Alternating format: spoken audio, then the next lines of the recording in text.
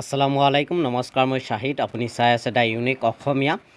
আজিৰ এই ভিডিঅ'ত মই আপোনালোকৰ সৈতে আলোচনা কৰিম আসামিজ লিটাৰেচাৰ সেকেন্ড ভিডিঅ' ইতিমধ্যে আসামিজ লিটাৰেচাৰ ফাৰ্স্ট ভিডিঅ'ত আমি 20টা মান কোৱেশ্চন আলোচনা কৰিছো যদি হেতু ভিডিঅ' চোৱা নাই আপুনি ডেসক্ৰিপচন বক্সত আসামিজ লিটাৰেচাৰ অৰ্থাৎ অসমীয়া সাহিত্যৰ প্লেলিষ্টটো পাব লগতে মই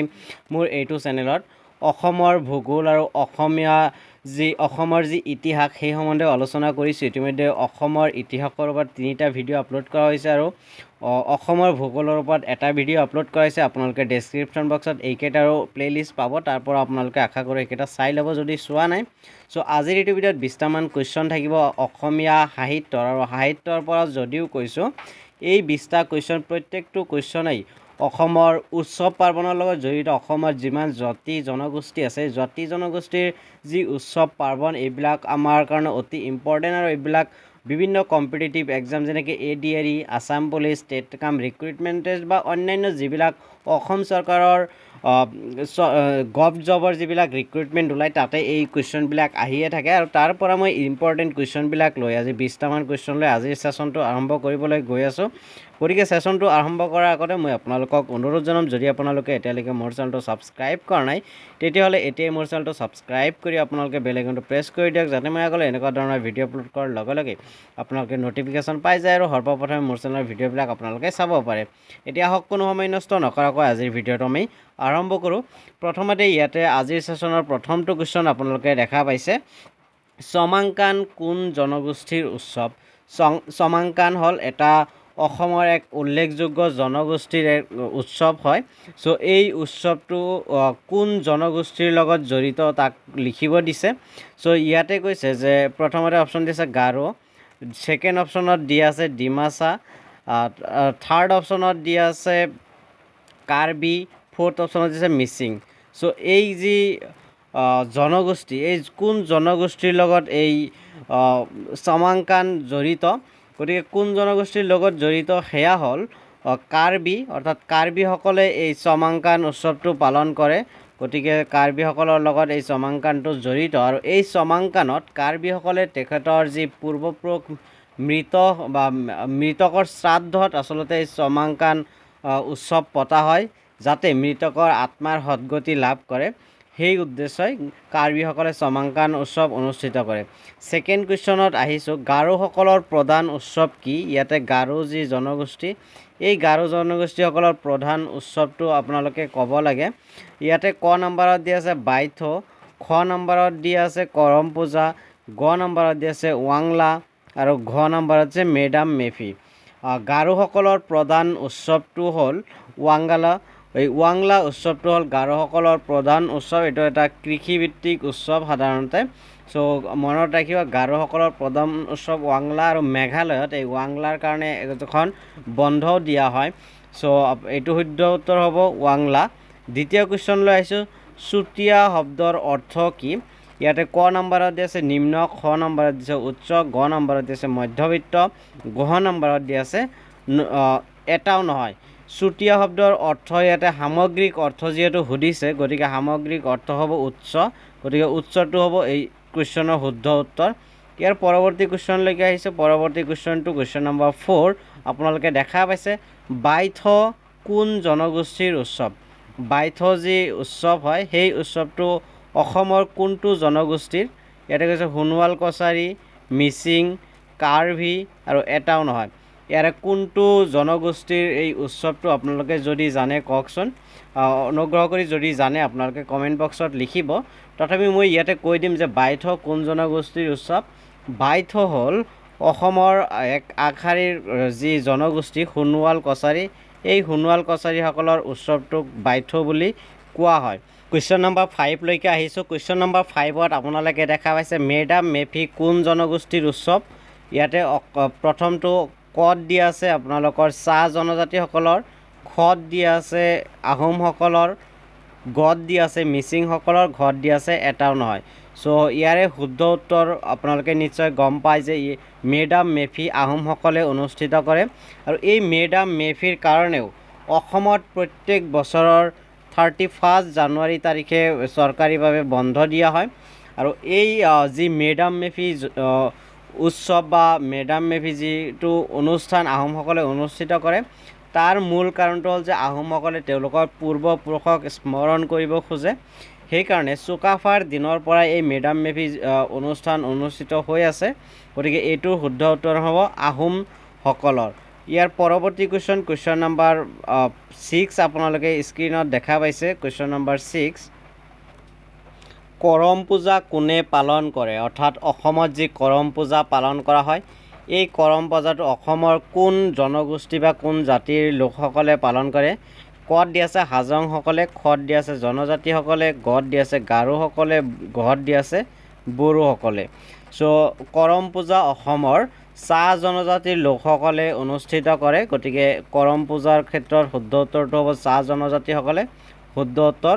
খ হ'ব। ইয়াৰ পিছৰ কুৱেশ্যন নম্বৰ 7 আপোনালোকে দেখা পাইছে। 6 গ'ল। কুৱেশ্যন নম্বৰ 7ত কি আছে? টুচু পূজা কাক উদ্দেশ্য কৰি পতা হয়? টুচু পূজা কাক উদ্দেশ্য কৰি পতা হয় সেয়া আপোনালোকে ক'ব লাগে। ইতিমধ্যে আপোনালোকে গম পালে যে চাহ জনগোষ্ঠীৰ লোকসকলে কৰম পূজা অনুষ্ঠিত কৰে, লগতে এই চাহ জনগোষ্ঠীৰ লোকসকলেই টুচু পূজা অনুষ্ঠিত কৰে। গতিকে এই দুটা মনত ৰাখিব যে চাহ জনগোষ্ঠীৰ লোকসকলে কৰম পূজা অনুষ্ঠিত কৰে, লগতে টুচু পূজা অনুষ্ঠিত কৰে। এই টুচু পূজা কাক উদ্দেশ্য কৰি পতা হয়? এগৰাকী দেৱী, এগৰাকী দেৱতা, এগৰাকী পূৰ্বপুৰুষ বা তেওঁলোকৰ পূৰ্বপুৰুষ ওপৰৰ এটাও নহয়। টুচু পূজা আচলতে টুচু দেৱীলৈ উৎসৰ্গা কৰি পতা হয়। গতিকে ইয়াৰ শুদ্ধ উত্তৰ হ'ব এগৰাকী দেৱী। গতিকে ক নম্বৰটো হ'ব এইটো প্ৰশ্নৰ শুদ্ধ উত্তৰ। কুৱেশ্যন নম্বৰ 8 আপোনালোকে স্ক্ৰীনত দেখা পাইছে। কুৱেশ্যন নম্বৰ 8 হ'ল মিচিংসকলৰ মূল উৎসৱ কি? মিচিংসকলে যি অনুষ্ঠান অনুষ্ঠিত কৰে, এই অনুষ্ঠানৰ ভিতৰত মূল অনুষ্ঠানটো কি? ক নম্বৰ দিছে সৰহ পূজা, খ নম্বৰত দিছে আলি আই লৃগাং, গ নম্বৰত দিছে বাইথ, ঘ নম্বৰত দিছে কাতি গাছা। গতিকে এইকেইটাৰ পৰা কোনটো শুদ্ধ উত্তৰ হ'ব সেইটো আপোনালোকে ক'ব লাগে। ইয়াৰে শুদ্ধ উত্তৰটো হ'ল আলি আই লৃগাং। এইটো অকণমান সহজ প্ৰশ্ন আছিল। আশা কৰোঁ আপোনালোকে নিশ্চয় গম পায় যে মিচিংসকলৰ মূল উৎসৱ হ'ল আলি আই লৃগাং। আৰু এই আলি আই লৃগাং উৎসৱটো কেতিয়া পালন কৰা হয় আপোনালোকে জানেনে? আপোনালোকৰ সুবিধাৰ্থে মই ইয়াতে কৈছোঁ যে ফাগুন মাহৰ প্ৰথমটো বুধবাৰ, ফাগুন মাহ হ'ব লাগিব, আৰু তাৰে প্ৰথম বুধবাৰত কি কৰা হয়? এই যি আলি আই লৃগাং সেয়া অনুষ্ঠিত কৰা হয়। সেইখিনি আপোনালোকে মনত ৰাখিব যে মিচিংসকলৰ মূল উৎসৱটো হ'ল আলি আই লৃগাং, আৰু আলি আই লৃগাংটো ফাগুন মাহৰ প্ৰথম বুধবাৰে অনুষ্ঠিত কৰা হয়। কুৱেশ্যন নম্বৰ 9 লৈকে আহিছোঁ। কুৱেশ্যন নম্বৰ 9 আপোনালোকে স্ক্ৰীনত দেখা পাইছে। কুৱেশ্যন নম্বৰ 9 হ'ল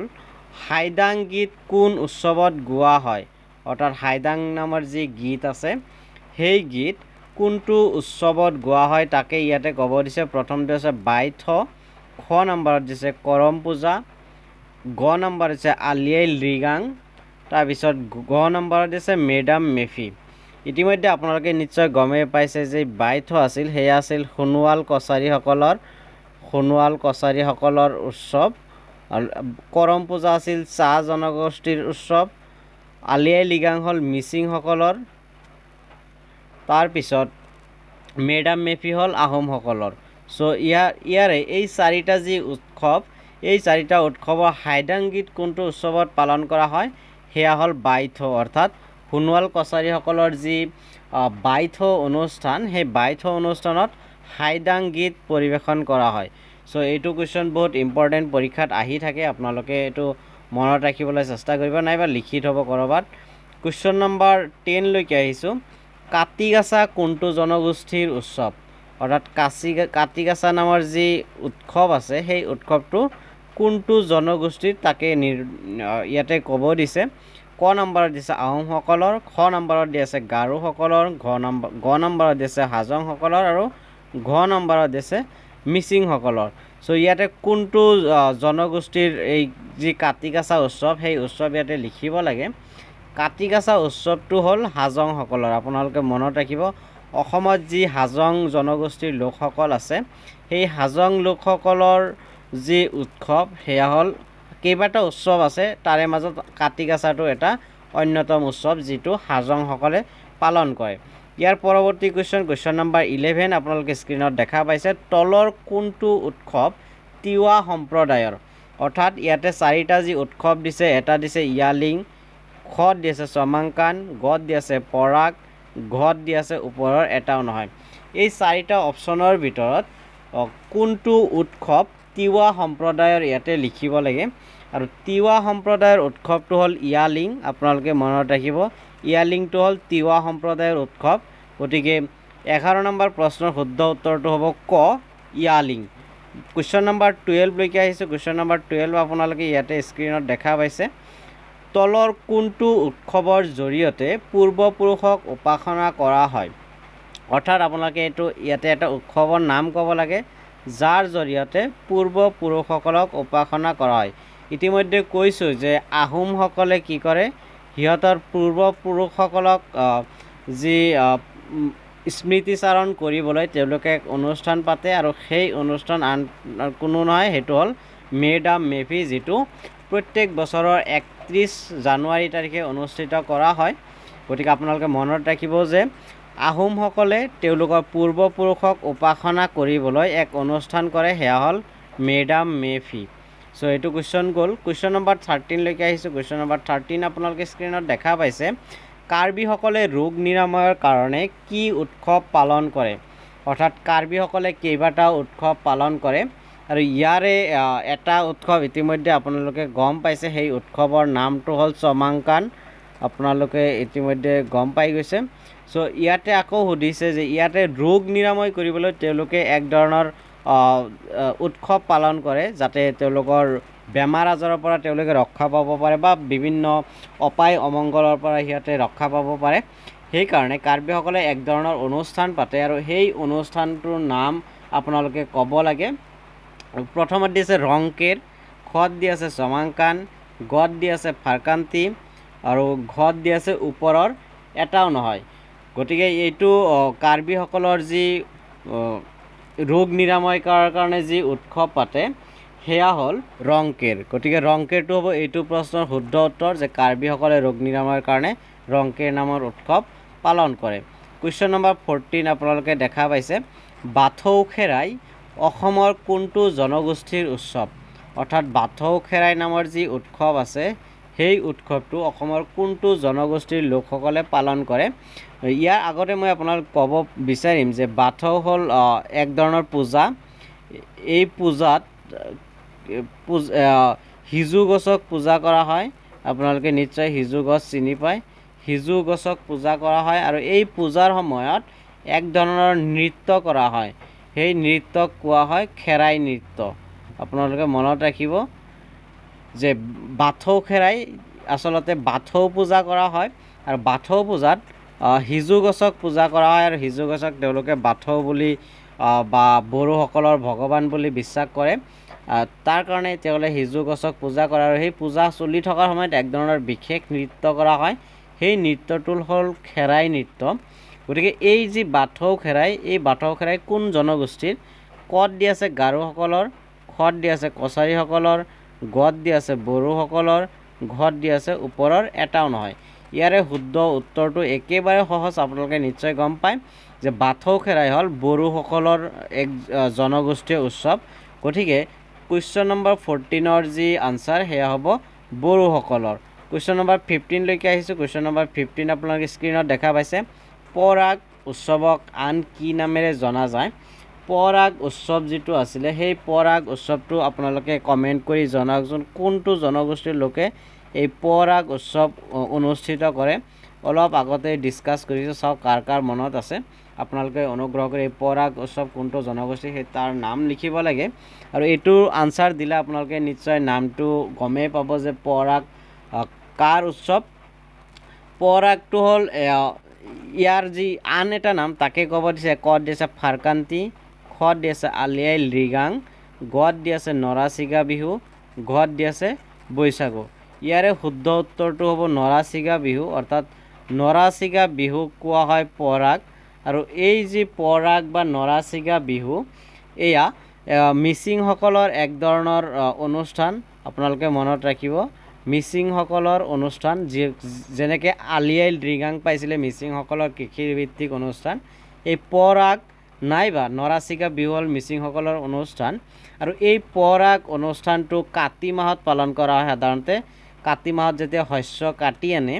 তাৰ পিছত শস্য যেহেতু ভালকৈ হোৱাৰ কাৰণে তেওঁলোকে ভগৱানক সন্তুষ্টিৰ কাৰণে একদম উৎসৱ পাতে সেইটো পৰাগ উৎসৱ আৰু ইয়াক নৰাচিগা বিহু বুলিও এইকাৰণে কোৱা হয় যে কাতি মাহত যেতিয়া পথাৰত শস্যবিলাক তেওঁলোকে কাটিবলৈ আৰম্ভ কৰে তাৰ আগত যিবিলাক নৰা থাকে নৰা কটাৰ সময় হৈ যায় যেহেতু নৰা কটাৰ সময় হৈছে গতিকে নৰা মানে যি নৰা থাকে সেই নৰা আৰু চিগা মানে কাটি অনাৰ যি প্ৰচেছ তাক সেইকাৰণে ইয়াক কোৱা হয় নৰাচিগা আৰু এই যি নৃত্য কৰা হয় এই নৃত্যক অভাৰঅল কোৱা হয় নৰাচিগা বিহু গতিকে মনত ৰাখিব নৰাচিগা বিহুটো হ'ল পৰাগ উৎসৱ যাক মিচিং জনজাতিৰ লোকসকলে পালন কৰে কুৱেশ্যন নম্বৰ 16 আপোনালোকে স্ক্ৰীনত দেখা পাইছে কুৱেশ্যন নম্বৰ 16টো হ'ল তলৰ কোনটো উৎসৱ ৰাভাসকলে পালন কৰে ইয়াৰে ক নম্বৰত দিয়া আছে যে বাইখো অৰ্থাৎ আপুনি ৰাভাসকলৰ উৎসৱটো বিচাৰি ওলাব লাগে প্ৰথমত দিছে বাইখো খত দিয়া আছে চমাংকান গত দিয়া আছে বাথৌ ঘত দিয়া আছে কাতিগাছা আপোনালোকে নিশ্চয় তিনিটা নাম ইয়াতে আপোনালোক কনফিউজন হ'ব ইয়াতে এটা দেখা পাইছে বাইখো এটা পাইছে বাথৌ আৰু এটা আগতে পাইছিলোঁ আমি বাইথৌ বুলি এটা পাইছিলোঁ তো এই তিনিটাৰ কোনটো কাৰ উৎসৱ আপোনালোকে মনত ৰাখিব বাথৌটো আছিলে বাথৌ খেৰাই যিটো বড়োসকলৰ আছিলে বাইথৌটো আছিলে সোণোৱাল কছাৰীসকলৰ আৰু বাইখোটো হ'ল ৰাভাসকলৰ আপোনালোকে মনত ৰাখিব মই আকৌ ৰিপিট কৰিছোঁ বাথৌ হ'ল বড়োসকলৰ বাইথৌ হ'ল সোণোৱাল কছাৰীসকলৰ আৰু বাইখো হ'ল ৰাভাসকলৰ গতিকে 16 নম্বৰৰ প্ৰশ্নৰ শুদ্ধ উত্তৰটো হ'ব ক বাইখো গতিকে আপোনালোকে মনত ৰাখিব কুৱেশ্যন নম্বৰ 17 আপোনালোকে স্ক্ৰীনত দেখা পাইছে 17 বড়োসকলৰ লোকনৃত্যক কি বুলি কোৱা হয় অৰ্থাৎ বড়োসকলে যি নৃত্য কৰে লোকনৃত্য সেই নৃত্যটোৰ নাম কি কত দিয়া আছে ফাৰকান্তি ঘত দিয়া আছে বৈশাগু গত দিয়া আছে নৰাচিগা বিহু ঘত দিয়া আছে আলি আই লৃগাং আপোনালোকে অপশ্যনটো চায়ে ক'ব পাৰে কোনটো আনচাৰ হ'ব ইয়াৰে যি নৰাচিগা বিহু হ'ল আলি আই লৃগাং এই দুটা হ'ল মিচিংসকলৰ গতিকে ইয়াতে সুধিছে বড়োসকলৰ বাবে গতিকে এই দুটা অপশ্যন প্ৰথমতে আপুনি কাটি দিব পাৰে ইয়াৰ পিছত যি ফাৰকান্তিটো ৰাভাসকলৰ চাগে মোৰ একজেক্টলি মনত নাই কোনে পালন কৰে যিয়ে নহওক ফাৰকান্তিটো এইটোৰ আনচাৰ নহয় বড়োসকলে বৈশাগু লোকনৃত্য পালন কৰে আমি যেনেকৈ অসমৰ মানুহে যেতিয়া বহাগ মাহত বিহু পালন কৰোঁ আৰু সেই সময়ত বড়োসকলে বৈশাগু পালন কৰে গতিকে 17 নম্বৰ প্ৰশ্নৰ শুদ্ধ উত্তৰ হ'ব বৈশাগু 18 নম্বৰ কুৱেশ্যনলৈকে আহিছোঁ 18 নম্বৰ কুৱেশ্যন আপোনালোকে ইয়াতে দেখা পাইছে অসমত মুঠ কেইটা জনগোষ্ঠীয়ে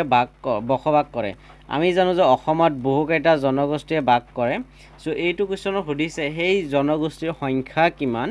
সো ক নম্বৰত দি আছে 20টা খ নম্বৰত 23টা গ নম্বৰত 24টা ঘ নম্বৰত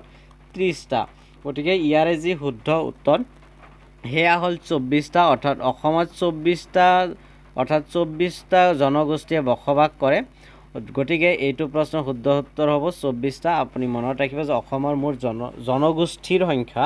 বা কিমান ডিফাৰেণ্ট জনগোষ্ঠী আছে সেয়া হ'ল 24টা সো কুৱেশ্যন নম্বৰ 19 ডিছকাছ কৰাৰ আগতে মই আপোনালোকক অনুৰোধ জনাম যদি আপোনালোকে ভিডিঅ'টো ভাল পাইছে ভিডিঅ'টো লাইক কৰিব লগতে আপোনাৰ বন্ধু বান্ধৱী যিসকলে কম্পিটিটিভ এক্সামৰ কাৰণে প্ৰিপেয়াৰ কৰি আছে তেওঁলোকলৈ শ্বেয়াৰ কৰি দিব তদুপৰি ভিডিঅ'টো কেনেকুৱা লাগিল কমেণ্ট কৰি নিশ্চয় জনাবলৈ নাপাহৰিব আৰু আপুনি যদি এতিয়ালৈকে মোৰ চেনেলটো ছাবস্ক্ৰাইব কৰা নাই তেতিয়াহ'লে এতিয়াই মোৰ চেনেলটো ছাবস্ক্ৰাইব কৰি বেল আইকনটো প্ৰেছ কৰি দিয়ক যাতে মই আগলৈ এনেকুৱা ধৰণৰ ভিডিঅ' আপলোড কৰাৰ লগে লগে আপোনালোকে ন'টিফিকেশ্যন পাই যায় আৰু সৰ্বপ্ৰথমে মোৰ চেনেলৰ ভিডিঅ'বিলাক চাব পাৰে এতিয়া কুৱেশ্যন নম্বৰ 19টো আলোচনা কৰোঁ আলি আই লৃগাং কেতিয়া পালন কৰা হয় অৰ্থাৎ আলি আই লৃগাং কোনটো সময়ত পালন কৰা হয় মই 3 নম্বৰ নে 4 নম্বৰ তেনেকুৱা এটা কুৱেশ্যন বা 5-6 নম্বৰ তাতে মই আলি আই লৃগাংটো ডিছকাছ কৰিছিলোঁ আলি আই লৃগাংটো আপোনালোকে মনত আছে যদি কমেণ্ট কৰি জনাওক নহ'লে মই এইটো আনচাৰ নিদিওঁ কোনটো হ'ব